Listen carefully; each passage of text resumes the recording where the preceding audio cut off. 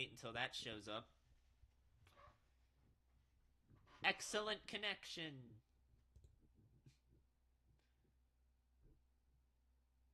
Sure, excellent connection. You say what? Okay. And then I'd like to pop out chat. Yes. All right. I've got everything ready. As long as you guys can hear me. Can you guys hear me? I probably should have asked that from the onset, but you know.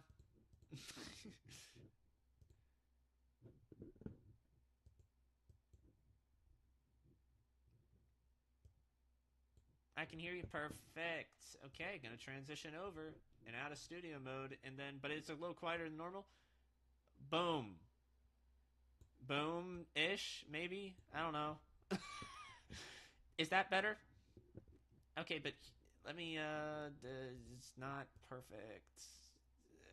It's very not perfect. Don't worry about those slides. Don't worry about that. Worry about this. This first slide is what you should worry about. A little better sound wise. I mean, I could put it up a little more. I can bring the mic closer. Attempt to, anyway. How's that? I think we're gaming now. Well, no. No, we're not gaming. I got this. Hold on. I got this. Bang. Check that out. I am so good at this. Good thing it doesn't matter until we start. All right, who's in YouTube? I'm not gonna. Okay, whatever, whatever. All right. So I guess the first thing that I want to say before I get into the stuff that would be in the video, because I'm gonna edit this stream a lot. This is very makeshift, very just spontaneously thrown together because there's not a whole lot of visual that I can show while I'm live, but I'm going to do a lot of editing on the video that I do afterwards. And hopefully that'll provide a little more context to what I'm saying and what I'm talking about and all that. But I do have another tab open with the stream, assuming it'll be on the stream. Let me see. Yeah, so it's on the stream. I have another tab that has the Twitch stream on it where we can look back through matches that we want to look back on and all that. But what I will say, and I will say this in the recording, but I just want to, put it out there for anybody that's first coming into the stream now. I mean, do your due diligence. But I can't speak. Do you do your due diligence if you're interested in growing this game and sharing the link to the server, to the Discord server with all your friends and your buddies, and also the links to the YouTube and whatnot that I haven't set up. But if you're already on YouTube, I mean, you're here. I mean, you probably don't need me to tell you anything about subscribing to YouTube, unless you're a new viewer. If you're a new viewer, somehow you might as well subscribe. Hit that like button. Make sure you subscribe. All that jargon. All right. But yeah, welcome to Wonder World Thingy 2. Yay! So basically, all we're going to do for Wonder World for the time being, since I am not aware of any tournaments that are happening in a few days, and I'm not aware of anything that's happening in like a week, we're just going to talk about Combo Breaker. There is a lot to talk about anyway. Not like a lot, but there is stuff to talk about for Combo Breaker, and I've got a little bit of Impossible Dust in there too. So, I mean, let's just get into this. So we gotta talk about Thorn first. Thorn is the winner of Combo Breaker, and as you can see, nothing too out of the ordinary, but it's still interesting. We got a 6-11 lifetime now compared to the 6-9 that was earlier. We saw a 3-2 in winners finals, and we saw a 3-0 in grand finals, which I was looking at the stat. They were kind of talking about this on stream, but I was looking through the stats that I have put together of like their head-to-head count, and actually they go 3-0 less than they go 3-2. It's just so funny to me. That just goes to show how close their matches are. Because they go that close so many times. And it's ridiculous. Now, they go 3-1 more than they go 3-0, but that still doesn't change the fact that 3-0s are very rare with Thorn and Melissa. And even then, we can switch to the stream if I can find, like, the specific part that I want to find. I mean, close enough. And you can kind of see it was still relatively close.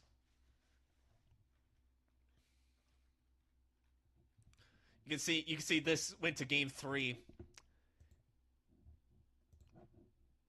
Or round 3, rather. I gotta get used to those naming things, naming conventions if I want to do a little more commentary, but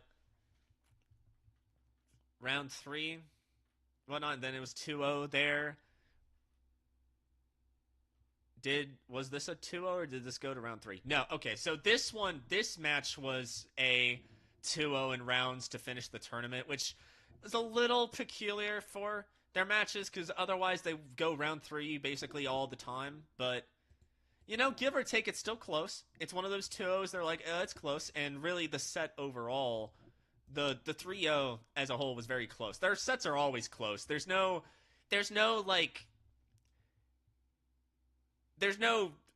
reality that we have here where their sets aren't close. They're always going to be close, but like it was a little more peculiar here because, again, as I said, 3-0 is not as common as 3-2.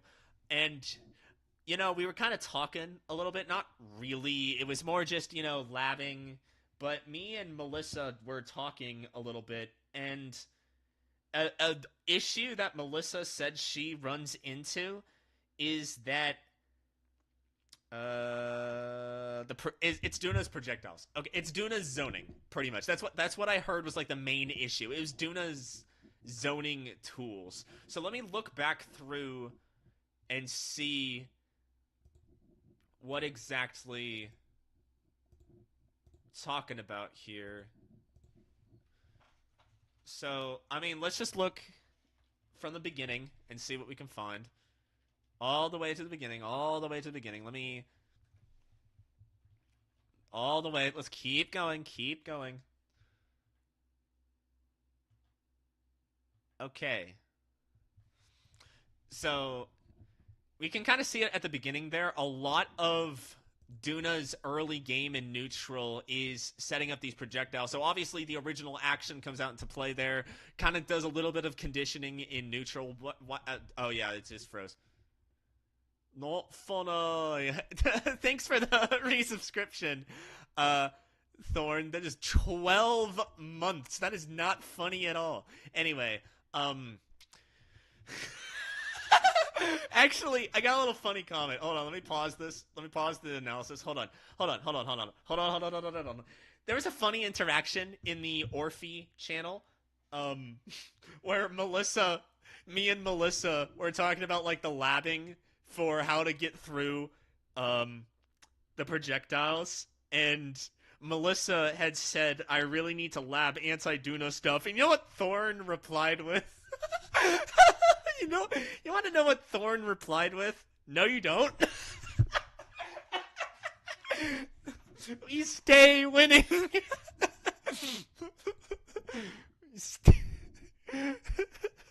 I don't know why I find that so funny. I just do. This is what happens when you have a community this small, but you're trying to weave these narratives and whatnot. You just have the people just so close quarters in interacting. You talk about all these adjustments and whatnot, and then you just have no, you don't.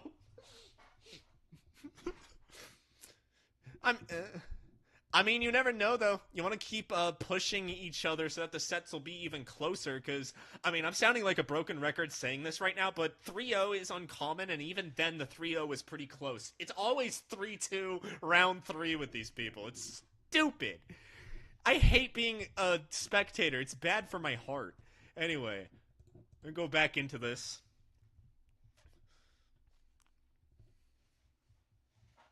Let me get back into all these shenanigans.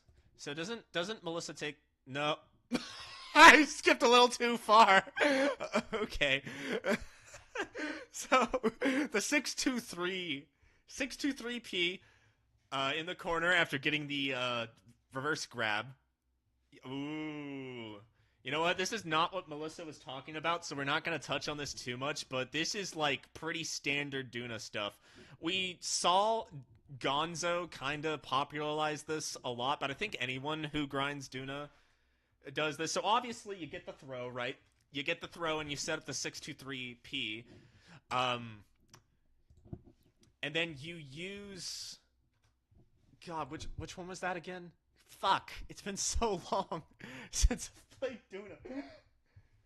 I, I, I was gonna freshen up before I did tournaments so that I would actually remember this shit. I just remember her projectiles. I don't remember the input for this. Oh, no, I do remember. It's 623K. 623K, and the other one is a 421. The other one's 421. It's 421P and then 623K. 623K is that lightning jump. What is it called? I know what it's called. Lightning Assault. That's it. Lightning Assault, right? It's called the Lightning Result, and that Assault, and it kind of pops Duna up. And this is actually a very good use of these skills in tandem with each other, because you got this pressure going on here. And granted, Melissa, granted, I had an era as well where I was very over reliant on this S. You don't want to do that. Especially when you're in the corner. You don't want to do that. It's very situational. You got to be more patient about it. You know, of course, the normal's going to break through because it does. And then, you know, the pressure. See, that's why that move is so good. Right? That's why. Because you can't even punish really a mistake. Because look at that. Look at that shit. I know that's not like the point of what I'm doing here, because the point is to talk about Duna's projectiles, but I mean, look at that. That's pretty cool stuff that Duna can do. And this is why Duna, honestly, is like top 3 in the game. Don't at me, but like, I've watched the Japanese community. This is kind of the shit. That's kind of the vibe I get with Duna. But anyway, is this not going to be a good round to showcase Oomphy versus Orphy Gang? Who wins? Oh, wrong fucking chat. I might need to pull up chat on my phone, honestly, because this is already fucking me up a little bit. Anyway, yeah, we just saw it perfect. This doesn't happen. Sorry, this didn't happen. Thorn, I know you're still here. This didn't happen. This is fake. Go back to sleep. You need to get your sleep. This never happened. Just letting you know. Just letting you know, this is a fabrication. I am spreading misinformation. That round 2 didn't happen. This is a doctored stream. This never happened. Just letting you know.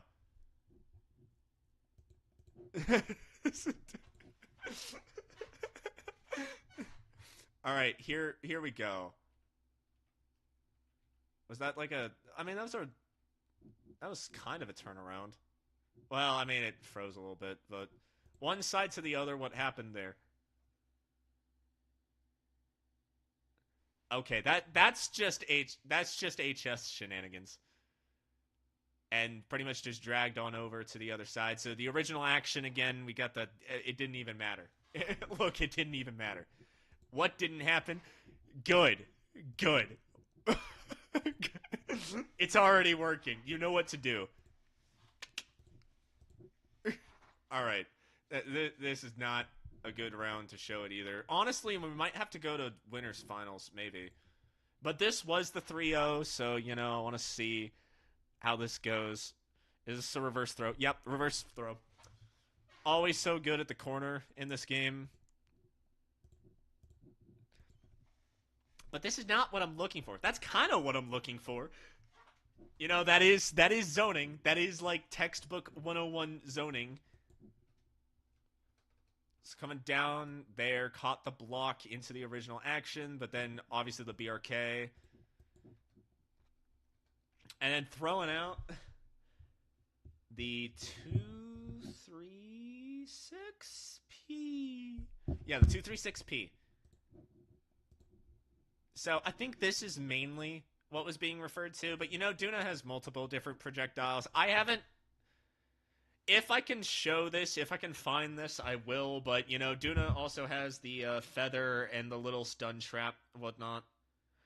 It's literally stun trap and storm feather, so I'm not stupid. But those exist too. Those are 214K. 214K, and they're not two different inputs. It's 214K on the ground, that's stun trap, and 214K in the air, that's storm feather. That's another thing that Duna has, and I think that's also what Melissa's referring to. I haven't found it yet, and if I don't find it, sucks to suck. I don't know what to tell you. But the main thing with Duna, what normally we attribute zoning with Duna with, is the 236P. That also has two different versions, but it's not different moves. It's just like, that the one on the ground goes straight, the one in the air goes at a diagonal angle that ricochets off the ground and whatnot. And the big thing about Blue Line, God, I just remembered what it's called. That is such a stupid name. God. So the thing, they're both really hard to guard point and incredibly inconsistent. Thank you! God, thank you! Yes. I know the struggle as a former Orf main. God. Anyway, Duna may be top 3. Kind of depends on if there is a F Shiki plus Orb setup that hits meaty. I couldn't tell you. I don't remember that far, but I am pretty much dead set, considering Duna's options and whatnot, that Duna is top 3. It's Ihi. Who is Ihiing? I can't, I can't see anything. Someone followed. Someone followed. Anyway, so the thing, back on topic. Hear that? That's us getting back on topic. That's us getting back on topic. So the thing about 236P, aka Blue Line, is a stupid name, is that I'm going to specifically talk about the air version first. It has a 20 frame startup. For anyone that's new to Wonderful World that are watching this stream, the game runs at 100 FPS. So, when we're talking, 20 frames, when we're talking 40 frames, when we're talking 5 frames, that's not 60, that's 100. So, keep that in mind. It's a little bit of a different conversion there. So, the startup of the air version is 20 frames, as far as anyone that's in chat fact-checked me, because I don't have anything up, I'm just winging it. But, 20 on the air, and it has a shorter recovery. And not only that, but the projectile itself, right? That blue line projectile that comes out, that moves fast as fuck, boy. That move is stupid. Ultimately, I think she needs that to compete with Pale and Listia from what I've seen, but those are matchups, though. There's a lot of volatile matchups, and still characters can be justified at the top. That's just how this game is, honestly. Anyway, so the thing about Blue Line is that they're fast as fuck. They're really fast. And then 23 startup ground, 20 startup air. So we're talking about the air version right now, so I'm glad I got that right. But it moves fast as fuck. And there's a lot of hitboxes on the air one. What's important to mention, let me visualize this. I have a stream I can visualize this with. Let me go back. No, none of that. Go back and start zoning. You. See that? The little ricochet there? That has hitboxes too. I want you to know that this is not a 1 hitbox move. This is a 4 hitbox move. If that bouncing spot hits you twice, going in and twice going out. And not only that, it flings Duna back further. So it's like one of Duna's like ultimate zoning tools. You can't do Duna neutral without the 236p in the air because of all these things. Not even saying matchups, just like to be comparable to how good those two are.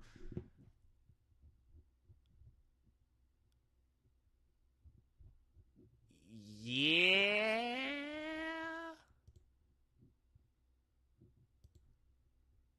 I mean, to be fair though, from what I've seen personally, what I've seen of the game and whatnot, and to be fair, I've seen a lot more than anyone here. I'm not saying my opinion has more weight, but it kind of does. Pale and Olysvia aren't top tier. They're not to me. I think Olysvia's like higher tier. She's not like and Pale's like mid tier. She's a lot of people were doomer about Pale, but Pale is not that bad. She's just not that good either. Um, but again, off topic. Semnia can't even do much of anything about the blue line. Yeah. See, that's kind of the thing as well. I know a lot of characters have to like completely adapt to it, but again, we'll get to that later. I'm trying to keep it concise. I don't have a lot of time. So right, all of that. So diagonal angle, bounces off the ground, 4 hitboxes, stupid fast, 20 frame startup, all of that jargon. It's one of Duna's best zoning tools, and as I said, it does throw Duna back. We can see that in action here again. That fucking goes back 10 seconds. Hold on, give it a second. Go back. See, look at that. She went backwards. And it is momentum based, but there's a lot of specifics that I don't really need to go into. But the fact of the matter is that this is the move, right? This is the move. And see, we also need to talk about the original action. We also need to talk about the original action in this. So let me hold on. Give me like 5 seconds. 5 seconds. So, Chain Lightning. So, when we were talking about the ground set is whatever. It's, it's good. It's good. The ground set is good. But you want to talk about good original action? Let's talk about the air set. Can I go frame by frame on Twitch? No, that just changes the speed. Though I do want to change the speed. It skipped very far ahead. Well, actually, no. That's perfect. That is actually a perfect thing to go back to. 421.04. Yeah, 421.04 is fine. So, this is a little comparison we're going to do here. Let me pause. Right there.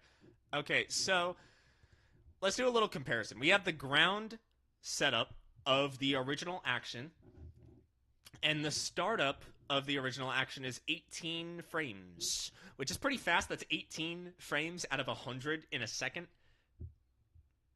So, I mean, it's not like it's that bad, per se.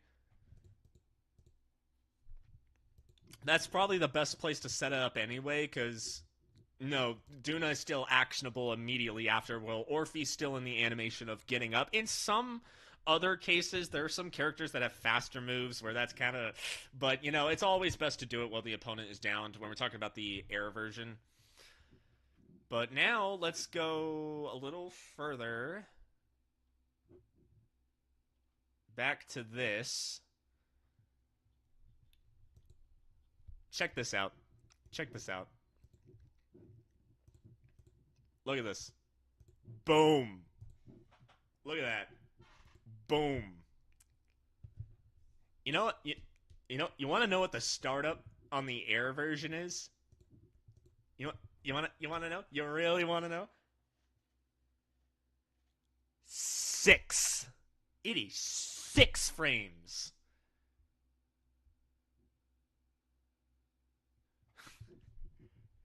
And here's a little tidbit about that 6 frame original action.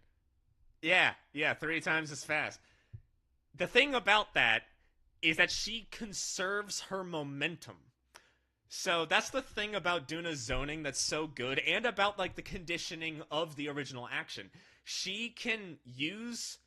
Not only can she use. Would it be helpful if I made it public on YouTube real quick? Uh, I mean, yeah, actually, if you want to. You still haven't gotten back with me about my proposition, but this isn't the stream to talk about it. We can talk about it another day, but that reminded me of that. But yes, I would like the stream to be public because YouTube's just better. It has the frame by frame. Anyway, while we're here though, while we're here, lightning orb. So not only do you conserve your momentum, meaning Duna can be like moving back, right? Can be moving back and zoning and can set the orb within 6 frames. But her recovery, although slow, I think it's 34 frames, you can act immediately out of it. So you can see this, right? Summon. And actually, Thorn was a little slow because she was actionable a few frames earlier, but that's still fast enough and in a dominant position where another 236p can come out. And because the 236p is a 45-degree angle, you can't approach that safely. And look what happens. To be fair, that was a whiff and kind of miscalculating the hitboxes there, but surely I will be able to. Yep. You're so.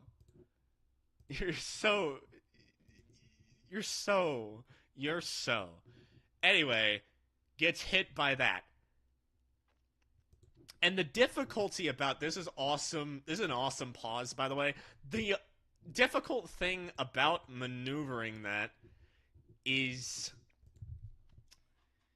that you're getting conditioned by the original action, right? So that orb, for those who don't know, that orb, it travels slow, and if you press the original action again, that will throw down a lightning strike, which is active 5 frames. 5 frames. And you know, for the conversation that we're having right now about why this is important, is that 5 frames is not a lot of frames. And so you combine that with Duna's other zoning qualities and just what she can do out of original action that make that kind of difficult when you're trying to combine that with everything else. And so, I need to adjust. It's only 1 second. So that's plenty of time. I'm sure it is. Okay, I need to do a lot of, this. Actually, better yet, not mini player, no default view. Thank you. Oh, wow, it's my own stream. Oh, wow. Wow. I'm getting recommended my own stream. I'm gonna transform this real fast so I can stretch it. There we go. Down it. No, not yet. No. Down. No. Down. Yes. Close enough. Actually, we'll just call that close enough. Beautiful.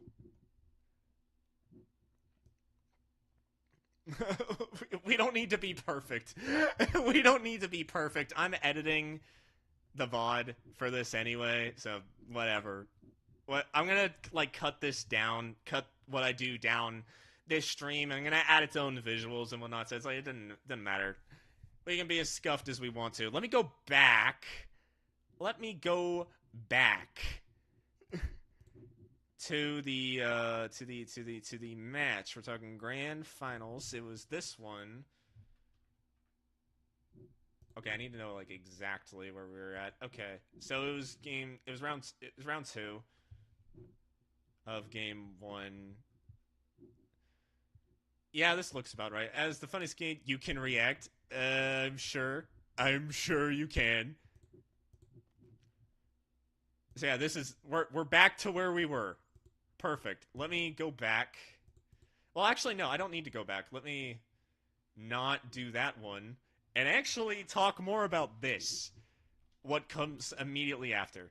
So, first of all, the conditioning for the original action, because you can actually combo off of this. By the way, the original action, you can combo off of it. Why? It would be weird if you couldn't. So you gotta like think about when the opponent will launch the original action, and so you're kind of forced into a defensive position while you're around it because you got to kind of maneuver around it. And Duna can just 2-3-6P, and you're like, crap, how do I do this? You just have to kind of block it, though. Melissa did a good job of getting around it. Get close enough, just dash through, you're all good. Especially while Duna is still in an action, as we saw here. You can't zone too much. Also, such a goated original action. But it is important to bring back up the... What did I just call it? What did I just call it? Spark Field. It is Sparkfield, right? We just talked about what this does, right? I mean, I guess it was a good play. That's not usually the best place to use it in zoning, but like eventually when you get to this high of a level, and yes, I'm calling you all high level heart. When you get to this high of a level, anything works. I'm thinking 6-2-3H might be okay in this MU for poking at Duna, but low reward makes it awkward, much safer than 2-3-6H, and 2-3-6S is too slow. Yes. Just to remind myself, I don't use H. The low reward is kind of weird, and I wish that glitch that I got, that we both got actually, but I got, it's just really awkward when she runs away like pictured right now, so you need to catch her preemptively. That's the thing about the matchup, is that you kind of gotta like predict, try to catch her slacking in neutral pretty much. And I mean, that's kind of Orphe's whole game plan, catching people slacking and using the guard point, but I mean, it's still difficult. I get what you mean. So you're saying I need to gap? Yes. Yep. I need to gap. True. Alright, but I'm trying to find original action gameplay. Oh. It was brief. It was brief, but just for future reference, this is Stun Trap. What Thorn just did here is a Stun Trap. That's what Stun Trap is. It barely matters here, but just letting you know what it does. Alright, do I need to worry about anything else that happens here? Is this just a Thorn event? Well, maybe. Hold on.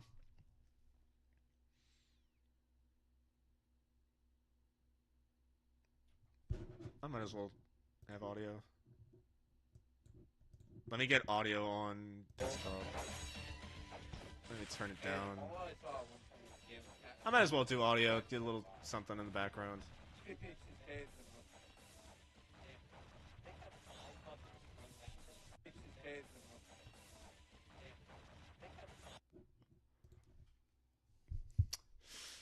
Why would you BRK here? Rhetorical question, but what was the thought process? What? She needs... She needs it, but not here. You timed it like shit. God. Burke? Yes. Burke. Not Burke. Fuck. I was thinking about the combo. Fuck. My mind was still on the combo. No, the force revival. God. Force revival. I meant force revival. The force revival. Why would you force revival there? That's the real rhetorical question. That's the real. About the HS. All right. Is that ground? No, it's grounded. Okay. Also grounded. A lot of grounded. Will we see it in? Because if I get out, I probably win this game. This missile was such low health. Yeah, it was still weird. It was still weird. What did Melissa say? I need to use this chat more, probably because 2 is lower damage ever, but it is burst safe. I don't know. And well, that was this ground? Hello, ground. That was ground. Okay, still ground. Still ground. Do we have to go to winners finals? I think we might have to go to winners finals. Yeah, we're gonna have to go to winners finals. That's not winners finals. This is winners finals.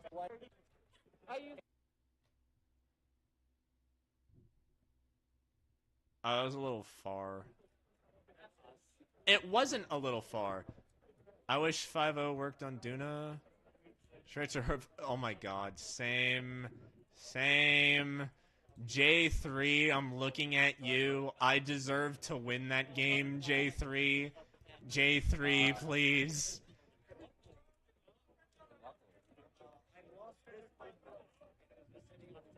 True. You did do the timestamps. I appreciate that. Okay. I was missing everything. Where's the air? Any air? Oh my god! But is it used? Is it used like at any situation? Yes. You're you just had to tech it. You just had to tech it. I blame the venue's power. Yeah. I mean, it was just doing that. That's how it is. Anyway, why'd you have to tech out? I know you can. Why'd you have to tech out of it? Just accept your fate for my viewing pleasure, and so I can get what I'm trying to look for. I'm not gonna look for it if it's not here. Okay. Okay, wait. Did she try to use it? Hell no! She tried to use it.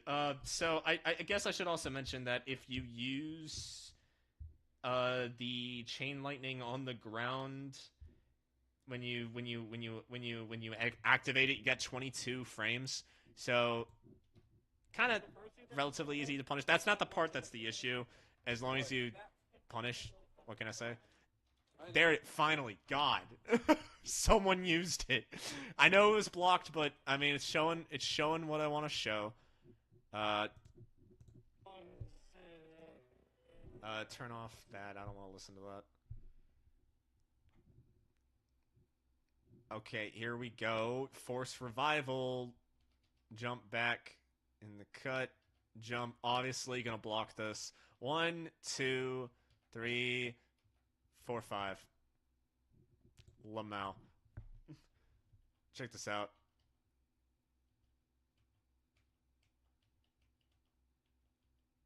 Check this out, right? So lightning crashes. Yeah, I was just contemplating whether I wanted to bother making a Kyo server to attach to put the quote other than I pressicated by using fighting games. This is not a 100 FPS video. Yeah, I was about to say before I went into this that it's not gonna capture all 100 frames. Just keep that in mind. I was about to say that because obviously this is not gonna look like what it is, but check this out, right?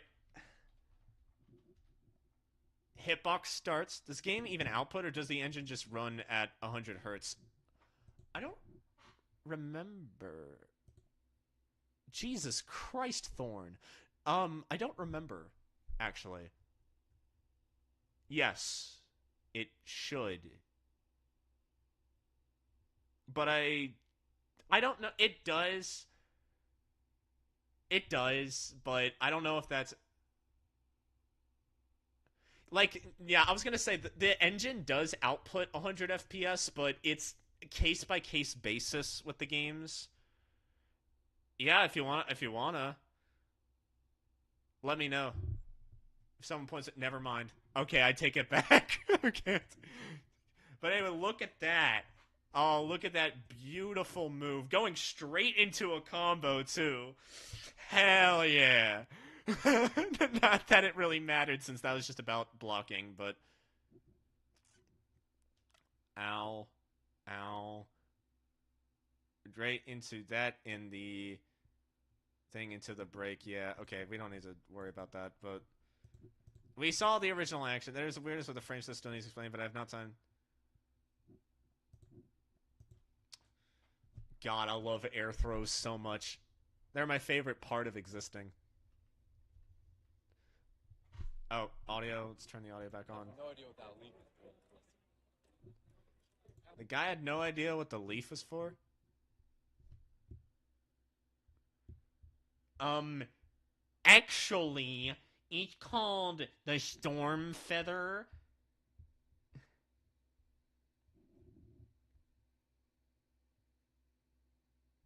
And you can TK it, I suppose.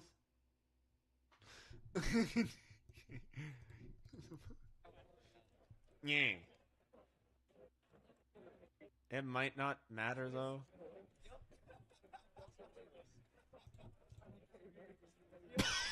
Jesus, that was so... The immediate launch. You love to see it. Or heartbreaks in half. You love to see it. I need to get back to the rest of the statistics, but that was pretty much all that I wanted to show with Duna there. The point of everything I'm saying is that these sets are close as fuck. Please continue getting better so that they continue being close. Check out my sick jump in. Alright, fine. We'll check out the jump in.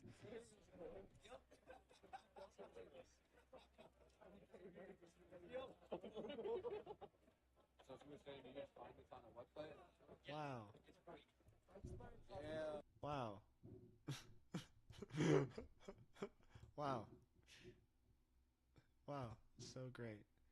But yeah, point is 6 to 11, 24 to 38. The game count used to be closer, I swear. Hell yeah. Yes. I can tell you as an Orphe main, yes, you need to. Strike throw is so nice. I love me some strike throw. Anyway, 6 to 11, 24 to 38. This tournament was a little kind of widened the gap a little bit, but it was close though. All right, anyway, the other thing that I wanted to mention on this page was that Chrono Sanaki is now 0-5 lifetime and doesn't even take a game. Um I mean, what do you expect? There's nothing to talk about. What do you expect? But I just find it interesting that we are at. Wait, hold on. Something like mid-screen throw beer, beer K 623 with the weird juggle. Need to test that. Sure, yeah, you can love that. But it's the Chrono Sanaki Thorn the Letter matchup. I think it's just a general misunderstanding. It's just a genuine misunderstanding and not having enough experience in the Duna matchup, especially in the Neva one. Because Neva, actually, I wouldn't say Neva isn't bad against Duna. I think Duna wins the matchup, but it's not that bad. Honorable mention. Honorable mention on my ranking thing that I did. That's what HM means. Yeah. All right. So 0-5, let's go to the next slide because I got the other statistics. Yay! Why did it capitalize her name? All right, NPC Melissa Mented is 0-2. Yes, those are counted. Character doesn't matter. Well, I mean, I guess since I was talking about Duna, it does matter. But in terms of the set count, it doesn't matter. I think Etziel is a little better than Duna against Neva. I don't quote me on that. That's one of the matchups I'm kind of iffy on. It doesn't happen enough for me to know, but that's kind of how I feel. It's just on vibe. Anyway, NPC, Melissa, O2. What was the where did they play? Where did they play?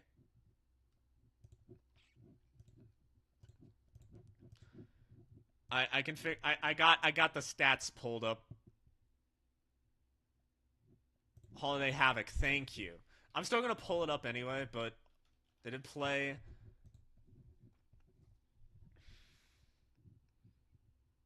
Well, was it? Was it? Hold on. That's not the vibe I'm getting. Was it Showdown? Showdown. Yes, Winter Showdown. That's where it was. Winter Showdown. I just looked it up. Winter Showdown. Yeah, Winter Showdown. So last time at Winter Showdown, it was also a 2-0. I don't know. True. All right. So right now this is an 0-2. I don't remember it being that close, but NPC did a little better. Uh did a little better this time around. I don't know if it's technically, I don't know if it was closer than Winter Showdown. I don't remember. But I feel like NPC did a little better this time around. Right, love the cold. So anyway, Chrono, Legendary Blue Shirt, 0-2. Actually, I was kind of mentioning this in the chat, but this is actually a matchup. It felt relatively the same. Okay, you were the one that played. You have a better insight than I do. So Chrono Sanaki, Legendary Blue Shirt. Actually, something really interesting about this matchup is that the last time they played was September of 2023. So this one was a year and a half in the making, and it still wasn't that close. I mean, it was okay. Chrono did okay, but it wasn't the closest it could have been. Let me go back to make sure I'm not spreading misinformation on the internet. Chrono Sanaki.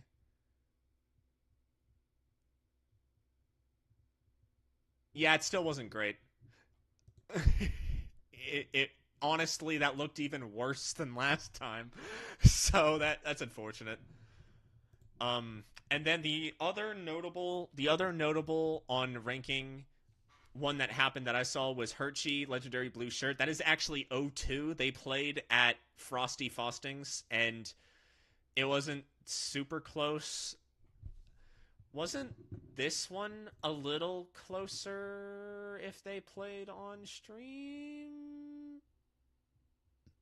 They did. Was this a little closer than last time? No. Yes, actually. You know what? That last round was pretty close. So I'd say Hershey did a better job here, but naturally the skill difference shows. Like, I feel like there's a certain cutoff to where we go from they're just ranked because they did okay at a tournament to, okay, no, they're actually good at the game. And I feel like that's kind of the difference between Hershey and LBS. I think that just goes for everyone in general at that cutoff I was just talking about. It's just not enough game knowledge. Speaking of game knowledge, we had this conversation.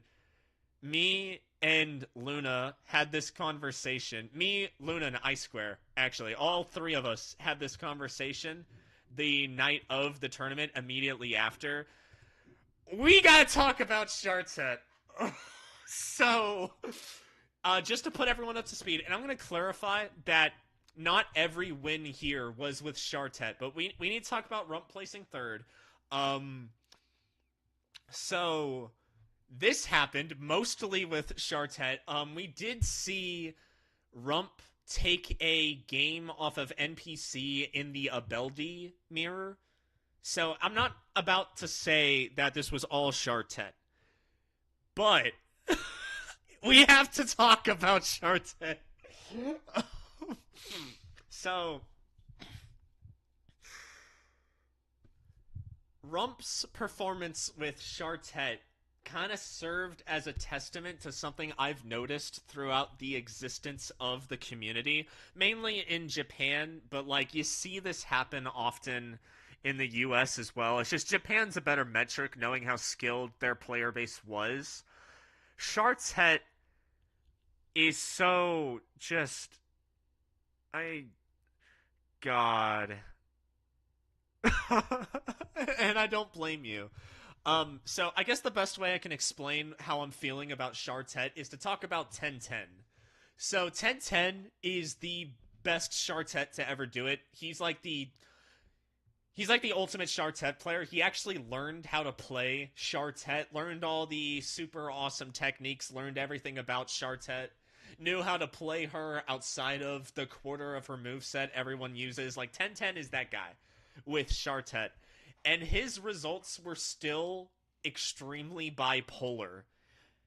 And it kind of well, hold on. Let me explain what I mean by bipolar. What I mean by bipolar is that he never performed at the level he was supposed to. Like, never. There is not a single tournament in my archive where he performs like he's supposed to. He's always either above or below. And I know that sounds normal because it's normal to be like one or two. No, we're talking like six above, six below. You see 1010 is seeded to place ninth and he places second. He's seeded to place ninth and he places 33rd. Like, this is kind of the bipolarity I'm talking about with Chartet. And it's not just with 1010. We see this with people less experienced with Chartet, like Daegu Sunrise, exact same thing. Kindergarten, exact same thing. 1010 Fangirl, exact same thing. We see this happen with Luca. Won an entire tournament, proceeded to get like 7th at the next one she participated in. Stuff like that. And so it kind of makes me think, like, it really reemphasizes how much I hate Chartet. I'm someone who doesn't hate characters in fighting games much. There's bullshit, but I'm not the type of person to complain about characters. Chartet is one of my exceptions. One of my very few exceptions. I don't care that she's fair, because technically she's fair, because she has the weaknesses. I fucking hate this motherfucker.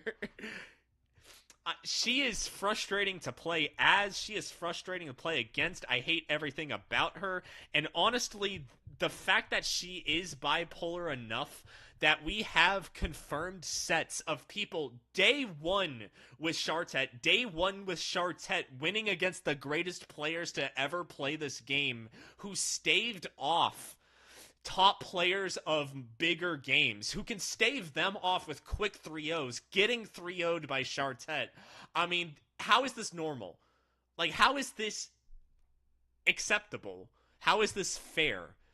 That's what I want to ask the community, because I feel like people underestimate how bipolar this fucking character is. Like, honestly, just for the fact that you can even see the greatest of all time getting 3-0'd by day one, no practice Chartets, is that not grounds for a ban?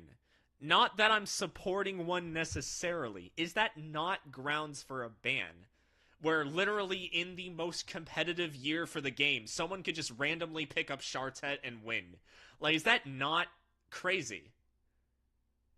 Is that not crazy to anybody? Because that sounds crazy to me. That does not sound normal.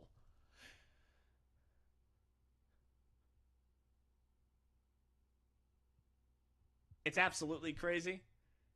And it's like it's such a nuanced conversation because obviously Chartet has glaring weaknesses. She has matchups she's horrible in. And it feels like the another issue with Chartet is that it feels like if she didn't have her damage output, the matchups would be straight up unwinnable. Like we're talking like the Pale matchup. God, have fun with the Pale matchup. You need your damage, and the fact that she has to rely on this damage in a matchup that I'm not saying it should be favorable for Chartet. Archetypes can outdo archetypes. They just naturally clash. It's not going to be fully balanced, but like the fact she's got to rely on the damage output to have a say is just this fucking character. I'm gonna say, I'm gonna say, and maybe I'm alone on this. I don't know. I don't have fun watching Chartet. Even she sucks the fun out of this game as a spectator. And as I said, playing against her, hell. Playing as her, for me, hell. I don't like her. I just don't like her.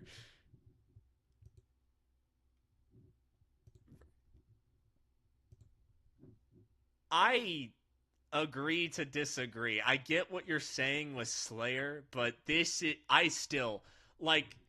I mean, this just goes back to what I was saying earlier. Is it not weird that someone day one without any no. Did you not hear what I was just saying? Like, is it not weird that someone with day one, no labbing, first time ever playing the game, can pick up Chartet and can win against the best of the best who know what Chartet can do? Like, is that not weird? It feels like she can just steal wins because she just can. And it's not the archetype that's the issue, because we've seen that archetype in other fighting games, and that's fair.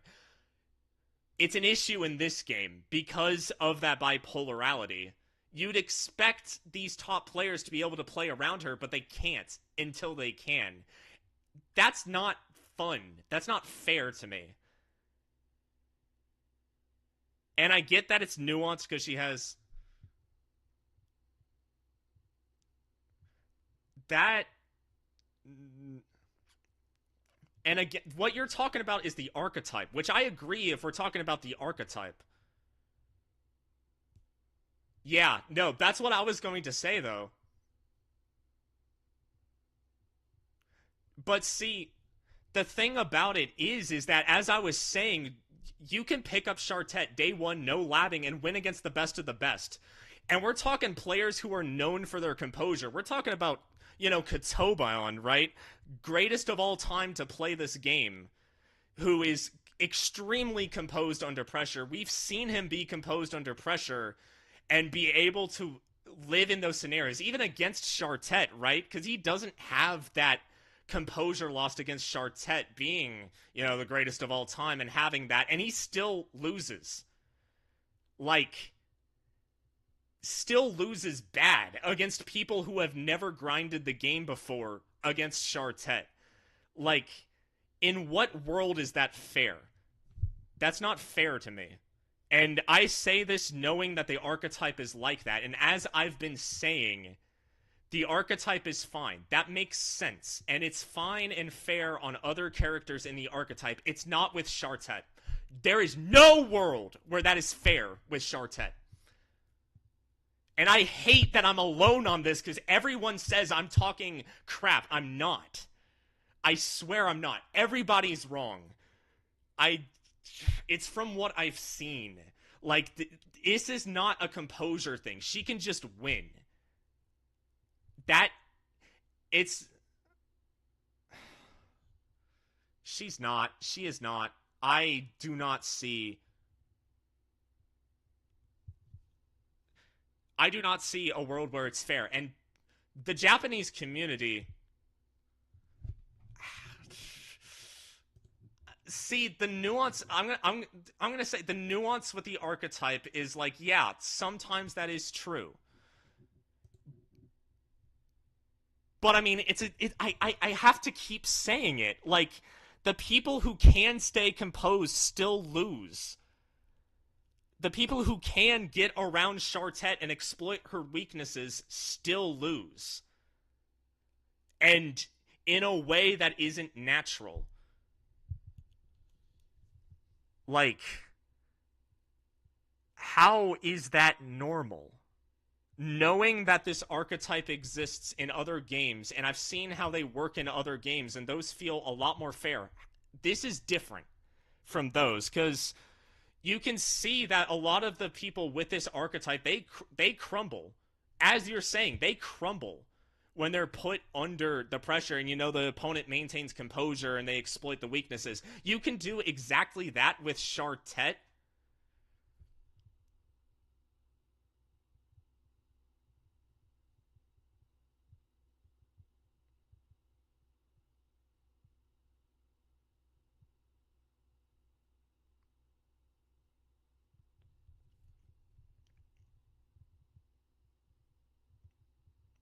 I mean, you can see it in the gameplay, right? The composure, because a lot of people, when they're feeling the pressure, they'll make stupid mistakes that can be punished, right? That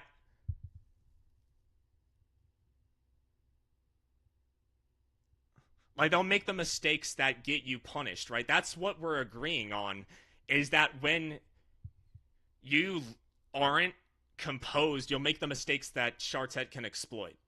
But I'm talking about people who are composed, that aren't making mistakes in anything they do. And I know, as someone who knows the metagame of these characters, and they still lose. And sometimes it's not even close. Like, that doesn't make sense. When you do everything perfectly and you still lose, it just doesn't make sense. It doesn't. And like, I can talk about so many times where day one, I have to keep saying this, day one, no labbing Chartets are winning against the best of the best, who are playing the game as perfectly as they can. It's not that they lose every time, it's the fact that they can. That's not like other people that are in the archetype. That's not like other people in the archetype. That's just what. It's just not like other fucking characters in the matchup.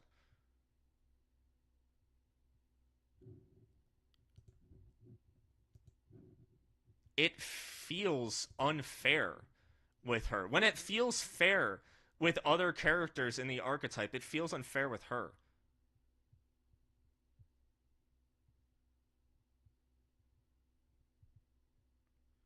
And I can only say this because of what I know about these results. These results do not align with anybody else who mains a character like that. They just do not. It's completely different.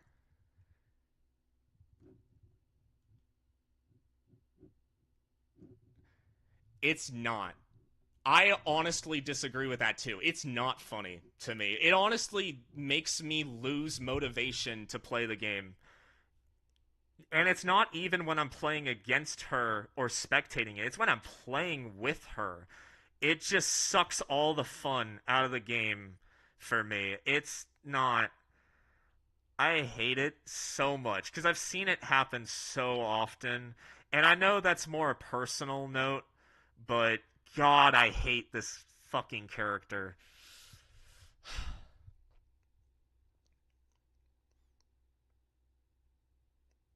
I hate this fucking character.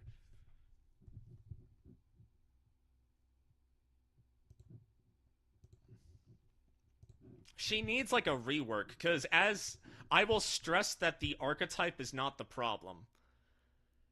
That I feel like Chartet should still remain this archetype, but if there's some miraculous world where she can get a rework, I think I'd like her a lot more. But as it stands, no. No. It doesn't.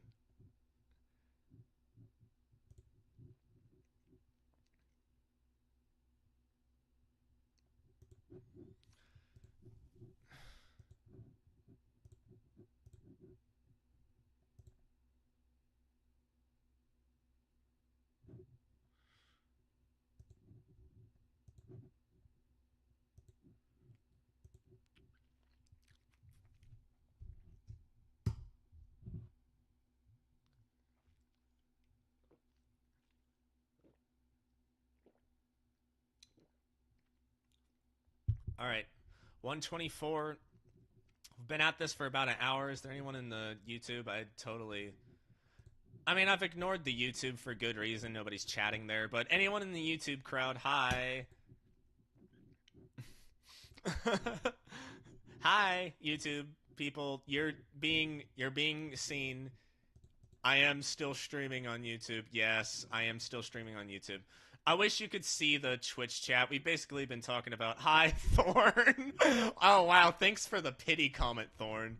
You're so you're such a supportive person. All right. All right, so let's move on to the last panel because I'm pretty much done with Combo Breaker. I think overall, I mean, it was a great tournament. Honestly, had a lot of good representation. I got the Melissa versus Thorn match that I wanted to, and I don't want to. I mean, I kind of am discrediting it, but I don't want to totally. No, okay, I am discrediting it. I'm not gonna mince words, but still, impressive showing from Rump, and I will give credit where credit is due. He did win the ability mirror against NPC, so he's got like the skill and whatnot. Many Melissa versus Thornfett still to come. Hell yeah. All right, but let's move on because I got one other tournament to talk about. It unfortunately wasn't streamed.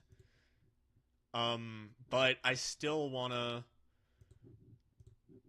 talk about this. So Impossible Dust 4 happened too. Double Bear won. Nobody's shocked because he was the only really top player there. But I do want to mention that Sync placed second and he took a game off of Double Bear. This is kind of why I had Double Bear an honorable mention because it doesn't feel like he's infallible or whatever, but as it stands with kind of the scene that he's part of with this game, it's like he's clearly toward the top. I wouldn't say he's as good as Flugon or Cursed TYL, but all things considered, he's good at the game. He's good at the game. It needs a little more experience with Hinokage, but that comes with time. Hopefully we can see him come out to some more of these other tournaments, though quite likely to happen at San Diego Shonen Pizza. Still talking about that.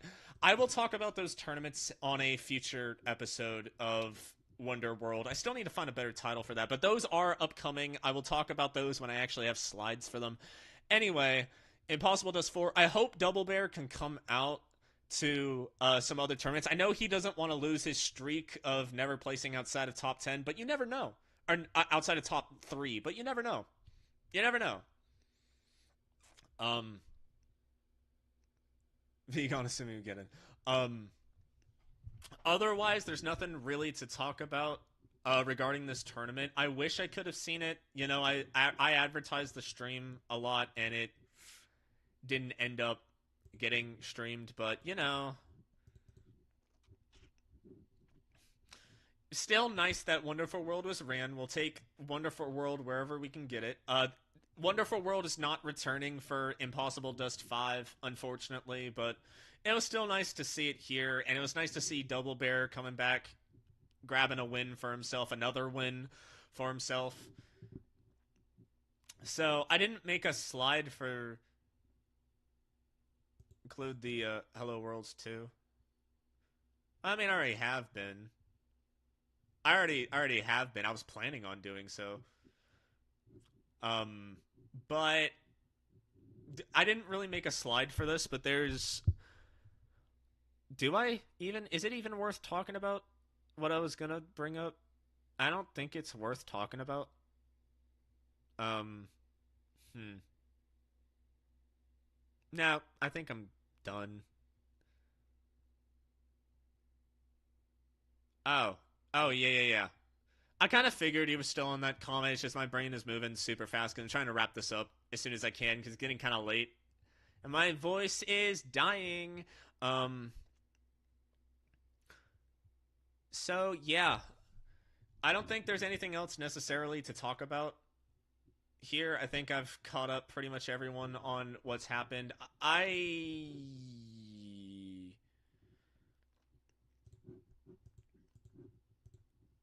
Yeah, I have the brackets up, but there's nothing like super interesting to mention. Uh Well, actually, there is something kind of interesting to mention. The validity of this, you can put into question, but Rump went on a loser's run to place third because Rump lost in round one against Big Boy Fargo, and then Rump's first round wasn't a DQ. In fact, Rump had no DQs throughout this, and he stormed through Mega, Knight, Kokuga, Fargo in the run back, NPC, Legendary Blue Shirt, and Game 5 against Melissa. Played more sets in this one tournament than some players of this game have in their entire lives. That's like the only like super notable thing in bracket I could say. Um Besides that, I don't really have anything else to mention. Good tournament. Good tournament. Give yourselves a round of applause. Good tournament. Good tournament.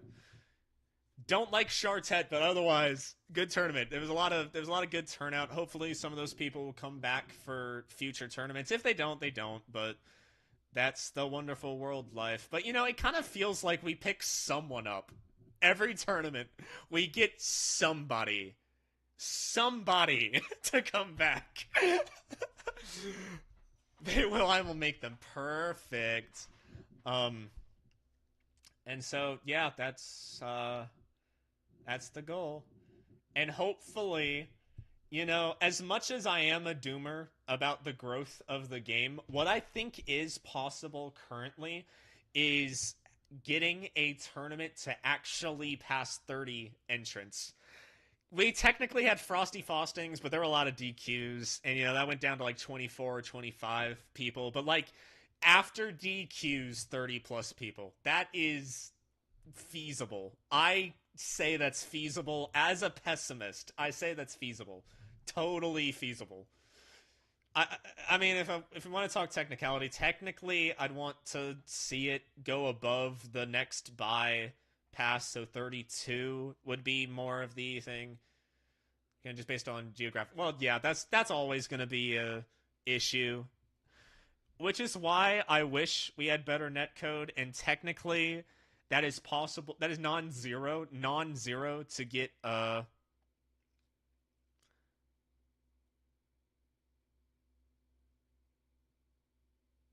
mean, true. I was a list stream, so I'm probably. And you know what? Honestly, I have faith that 40 is possible, but non-zero chance we could get an engine built for Wonderful World that can actually be compatible with rollback. It's non-zero, but where we are currently, eh, eh, eh. But theoretically, you know what? Theoretically, it's possible. All right, if I'm the one to go internet famous in the community, I will shill for it to happen.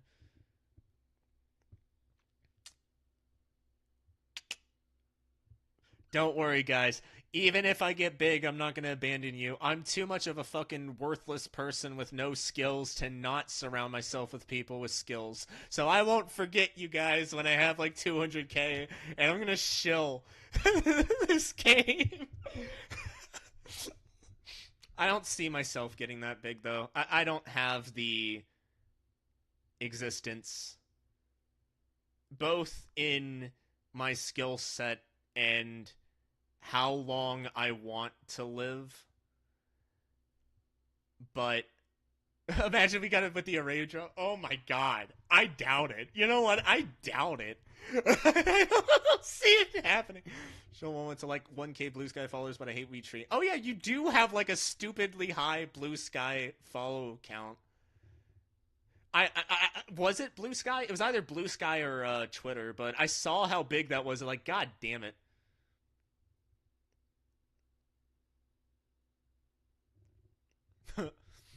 But I mean, that's kind of the way to do it, though. For like how small we are, I think up until people started getting interested in this game after I left, I was literally the biggest person in Wonderful World, and that's small as fuck. So, so like that's the way to do it. Honestly, that's the way we can do it. Just kind of like shill the game to people and friends and people and friends and people. That's just kind of how to do it. You get the people. You strong arm people into playing the game. You force people by gunpoint to play the game. That's just how you do it. Um, yeah. But yeah. But theoretically, in the non-zero chance I break 100K or 200K subscribers, not on this channel though, the other channel. I mean, let's turn off the graphics. And honestly, I think the YouTube stream is done. I want to keep this to Twitch. So I'm going to end the YouTube stream here. Everyone that's on YouTube, I have my socials in the description. You can join the Discord. I'm trying to get as many people in that Discord as possible because, I mean, to kind of just reveal my intentions, considering I'm banned from the main server and I don't feel like the main server is like super great, I want that to stand on the same level as the main server. So, share it with your friends. Get that Discord link out. Obviously, subscribe. If you're new, subscribe. I got really high quality content coming. I swear to God I do. Just hold out. This is going to be great content you'll want to be here for. Subscribe, like the video, share my stuff, follow my socials. I am stupidly small on Blue Sky and Twitter because I don't use social media, but I want to get those followings up so I can shill a little more about the videos, Discord, all that. Yeah. See you guys on the next upload on Wonder World, all that.